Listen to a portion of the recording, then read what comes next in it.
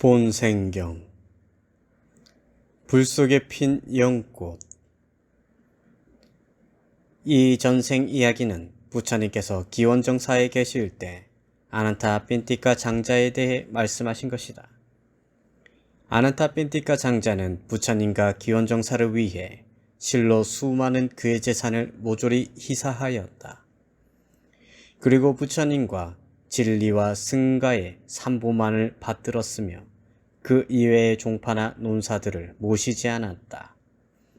뿐만 아니라 하루에 3차례씩 부처님과 승가에 나아가 필요한 생활 필수품들을 대어주고 수시로 불편한 점이 없는지 살펴보았다.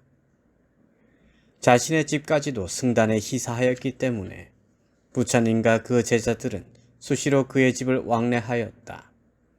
그러자 그 집의 기둥에 살던 사악한 여신은 마음이 불안해졌다.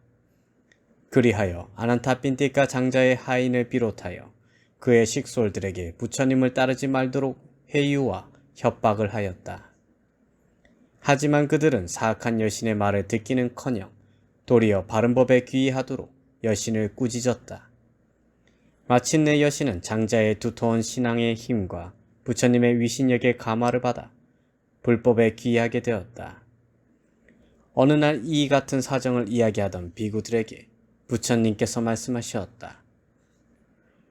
비구들이여, 저 아난타 핀티카 장자의 끝없는 보시는 비단 이번 생의 일뿐만이 아니다. 그는 전생에도 기둥에 살고 있는 사악한 여신의 방해를 받으면서도 보시를 멈추지 않았다. 그리고 비구들의 청에 따라 그 전생 이야기를 들려주셨다. 옛날 바라나시에 아주 부유한 상인이 살고 있었다. 매우 정이 깊은 사람으로 언제나 보시를 게을리하지 않았던 그는 수많은 가난한 사람들에게 존경을 받으며 지냈다. 어느 날 상인은 도시에 있는 사대문과 중앙의 거리 그리고 자신의 집 앞에 각각 보시당을 세웠다. 그리하여 먹을 것과 옷 가지며 기타 살림살이 등을 가난한 사람들에게 보시하면서 자신은 엄격하게 계율을 지키는 포살행에 들어갔다.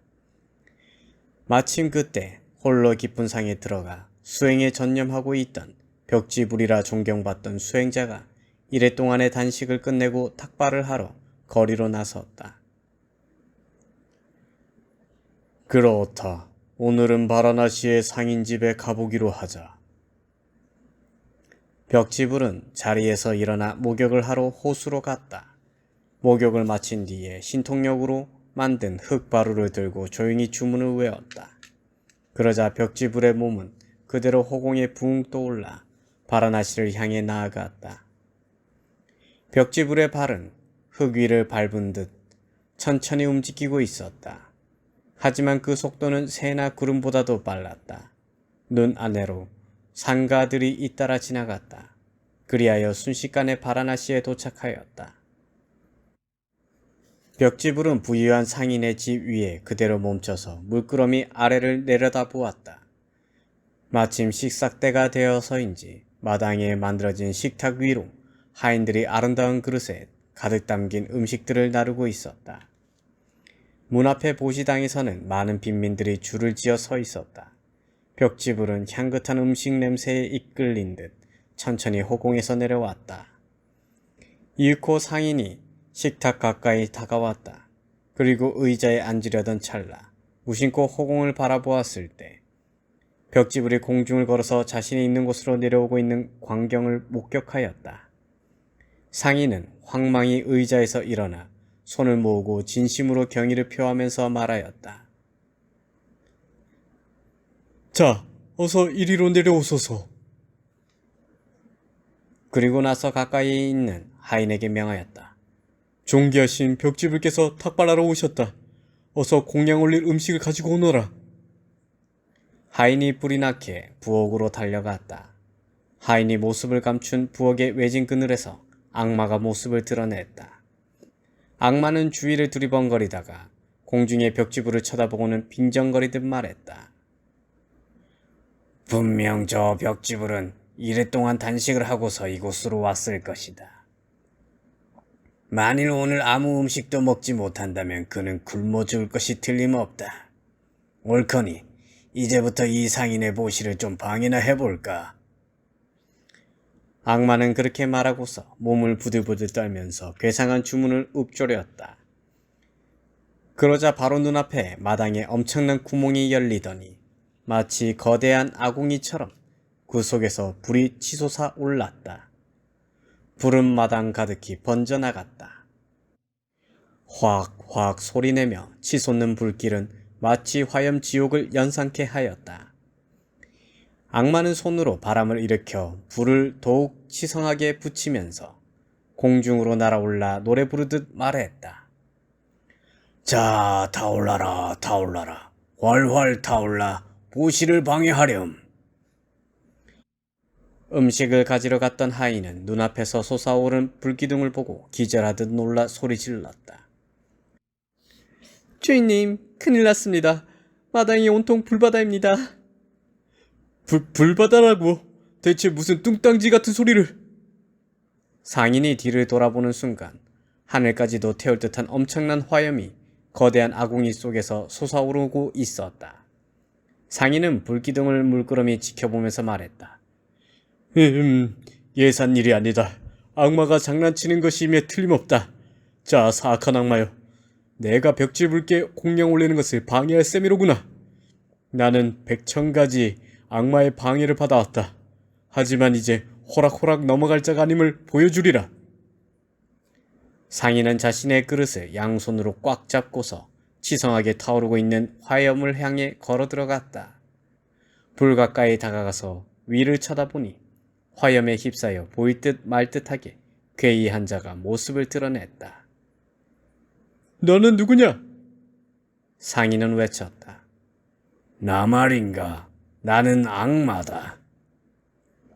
이 불기둥은 그대의 짓이로구나. 물론 그렇지. 어째서 이런 짓을 하는가? 흐흐흐. 그대의 보시행을 방해하고 싶어서다. 그러면 저 벽지불도 굶어 죽을 게 아닌가?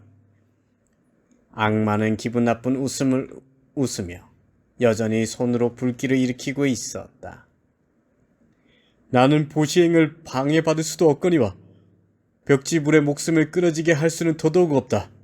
자, 지금부터 그대와 나 어느 쪽의 힘이 더 센가 내게 해보기로 하자. 뭐라고 중얼대는 게냐? 너 따위가 나를 이긴다고? 악마는 상인의 말을 비웃었다. 상인은 거대한 불화로 가장자리에 섰다. 존경하는 벽지불이시여, 저는 이 화염 속에 들어갑니다. 2번 다시 돌아올 수 없는 길을 가는 것이지요. 하지만 제가 올리는 이 음식물만은 받아주시기 바랍니다. 바르를 공중에 높이 들어 올리면서 상인은 말했다. 그리고 그대로 타오르는 화염 속으로 걸어 들어갔다. 그때였다. 지성하게 타오르던 거대한 구멍 저 밑바닥에서 돌연히 물이 뿜어져 오르는 것이었다. 그리고 그 분수를 타고 한 송이 아름다운 연꽃이 피어올라 상인의 몸을 감싸 올렸다. 화염은 변함없이 타오르고 있었지만 더 이상 아무런 힘을 낼 수가 없었다. 시원스러운 분수에 희감기어 상인을 품은 연꽃은 하늘 높이 올라갔다. 그곳에는 벽지불이 미소를 지으며 기다리고 있었다. 상인은 환희에 차서 바르르 올렸다. 자, 공양을 받으소서. 그리고 이어서 음식물을 벽지불의 바루에 넣었다. 어느 틈엔가 하늘에는 거대한 무지개가 나타났다. 그대의 생명을 건 모시는 그 무엇보다도 존귀하여 그대의 공양을 고맙게 받겠소. 벽지불은 감사의 마음을 전하고 그대로 무지개를 건너 히말라야 산으로 돌아갔다. 악마는 발을 동동 구르며 분해했지만 더 이상 어찌할 수가 없었다. 부처님은 이렇게 전생 이야기를 말씀하시고서 덧붙여 이르셨다. 거사여, 그대가 지금 그처럼 지견이 열리어 악마를 두려워하지 않는 것은 그다지 이상한 일이 아니다. 전생에 그 현자가 한 일이야말로 불가사의한 일인 것이다. 그때 벽지불은 그곳에서 열반을 얻었다. 악마를 정복하고 불기둥 속에 치솟은 연꽃 위에서 벽지불에게 음식을 공양한 부유한 상인은 바로 지금의 나였느니라. 자타카 40번 불 속에 핀 연꽃이 끝났습니다.